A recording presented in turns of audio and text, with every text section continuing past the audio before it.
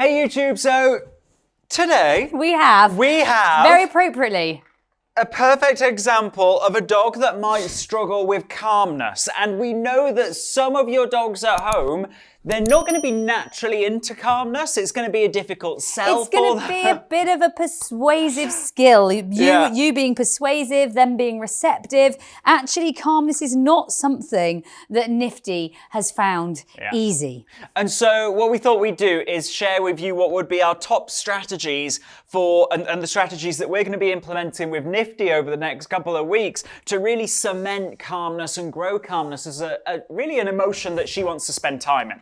And I think that this is something that, like Tom suggests there, I mean, we can get fake calmness. Every now and again, you'll see I like kick a leg out or there we go.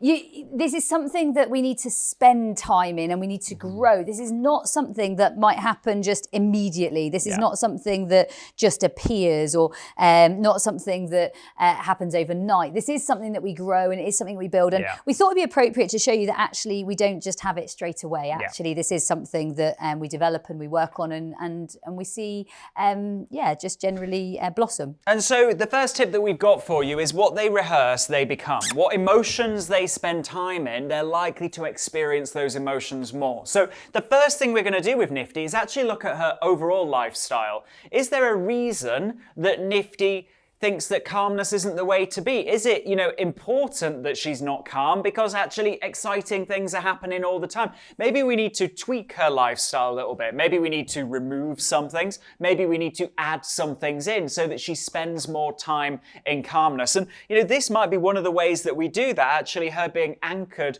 to a spot. And you might be thinking, well, she isn't totally calm. No, progress, not perfection when it comes to calmness. We're heading in the right direction and day by day this is going to get easier. And I think that that's important that we actually are talking day by day, session by session, minute by minute, hour by hour. Actually, that's where we see progress. Okay, our next tip for calmness is actually really considering everything else that's going on. So what they rehearse in the context of everything else. So I have a multi-dog household. I have other people in and out. I have other people sort of around the site where we live. So actually, Nifty has a lot to take on board. And what I need to consider is actually what do I need her to see and what do I not need her to be part of? So for example, Nifty does not get a lot of access to lots of other dogs to race around with.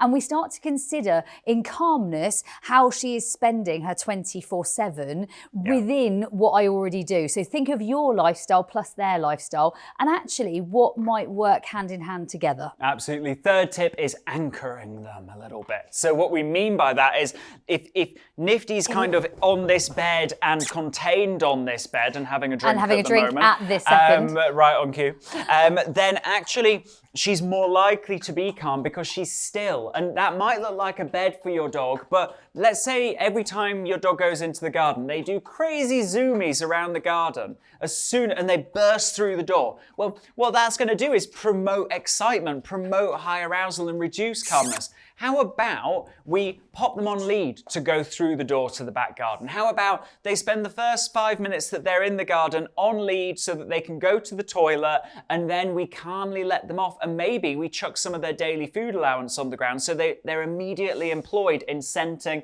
and sniffing rather than doing like wall of death around the garden. Anchoring is so vital and she is back to anchor spot now after having a very large beverage.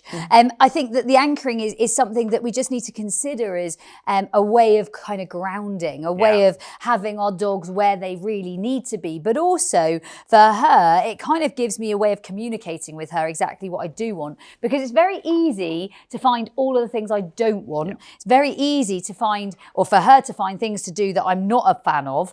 Actually, how about getting her to do the things we do want? I think that's really, really important. Absolutely. And then the final strategy that we've got for you is we are going to be implementing a protocol that is tried and tested. It's transformed over 1 million dogs all over the world.